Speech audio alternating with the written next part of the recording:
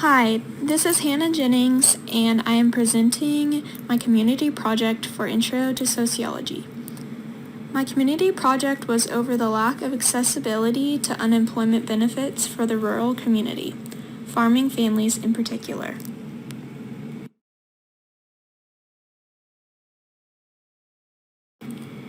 I chose this community because I grew up in a small farming town and have seen firsthand how farming families can be affected by lack of income. Even though I lived in a small town, I also saw the city aspect of low-income families who were accessible to unemployment benefits. I wanted to talk about this because farmers work really hard for their income, and sometimes factors like weather and disease can determine if their crops provide for their community, along with their family, or fail and leave them out for the season. Personal health issues cannot be planned either. All people are the same, in which they can fall ill or become injured. That is never planned. Traditional urban jobs provide accessibility to unemployment benefits when these unplanned instances happen. So why are they not accessible for farmers? If anything, farmers should be provided for more because they are providers for communities and they have more than just their own health to worry about.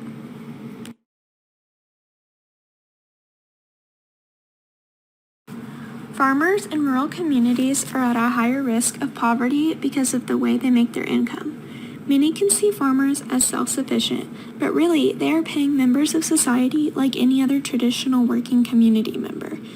If their crops fail from uncontrollable outliers, they are unprotected from that lack of income. Urban community members can file for unemployment if they are injured, sick, or without work.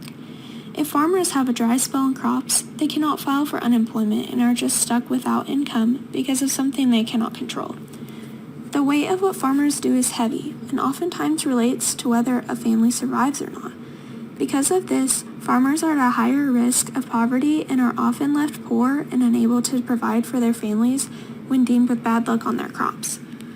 When working with nature, nature can sometimes work against farmers. The highest threat towards crops is weather.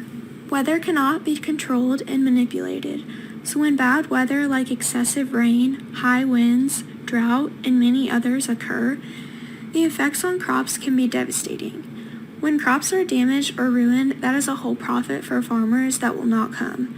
When these uncontrollable troubles happen, farmers will have no income from that crop that took months to grow and take care of. Certain crops grow in certain seasons, and when a crop gets destroyed, there is no restarting once the season is unable to be caught up to. Another threat is crop disease or swarms of insects.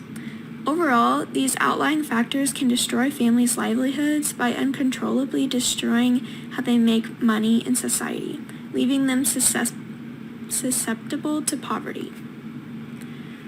Farming, for many people, is generationally inherited. Most farmers take over their family's farms once they grow up. Therefore, it is very difficult to quit this occupation or choose a different career when families expect their kin to continue the family legacy.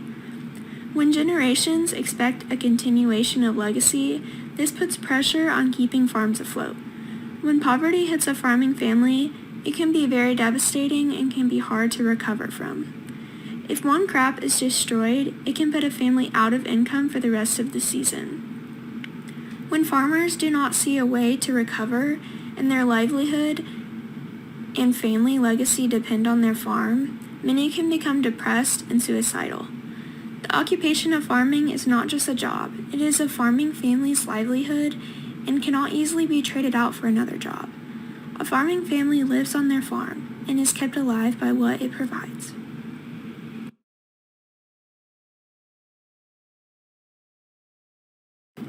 Along with the lengthy qualifications needed to even file for unemployment benefits, people who are self-employed cannot even have a chance to qualify. Unemployment benefits only apply for employed salaried workers, which is only an average amount of society. Therefore, a portion of the country is unfairly taken out of the equation when receiving help by the government in times of need. Family-owned farms provide the average amount of raw goods to America, and if they are fallen ill or outlying factors destroy their crops, they are unable to provide for the community, along with their own families. If farmers are providing communities with goods, shouldn't they be provided for when they need it? When reviewing the New York State's benefits qualification page, many troubles farming families would run into present themselves and prove difficult while filing for benefits. Many farmers provide locally or for themselves if they are self-sufficient. Therefore, they would have a hard time naming, addressing, and providing registration and identification numbers for their employers from the last 18 months. This is a requirement to file for benefits, or else it would cause a delay. The process of qualifying is understandable due to making sure a person needs this aid, but the process for a farmer should not be this specific. There should be different steps for different jobs. When urban community members are being paid and enjoying aspects of the community with a positive economy, the condition of living can be positive. When rural communities are not thriving off the economy, they cannot reap the same rewards. Because of the pandemic, new possibilities for unemployment benefits presented themselves. The government announced an act that would provide help if a farmer, for example, tested positive for COVID-19. Historically, this has been the first mention of providing for the farming community. Since my research over this issue began, this is the first and only representation of benefits I have seen for farmers, and it was only in regard to COVID-19. Understandably, the pandemic is largely affecting the world, but there are plenty of other sicknesses and uncontrollable weather factors that wipe out farmers' livelihoods. Therefore, it needs to be seen as much as COVID-19 has been. This change of accessibility to benefits was not represented widely. Because of not finding anything over this change until now, it seems to be unknown in a sense. Farmers in need of help need to be able to know and access this information right away and not have to search for help. If there are no benefits requirements, then they should be portrayed widely and made known to all rural communities with large farming populations. It does not seem fair if the government gives benefits, but farmers cannot benefit from them if they are unaware of the change.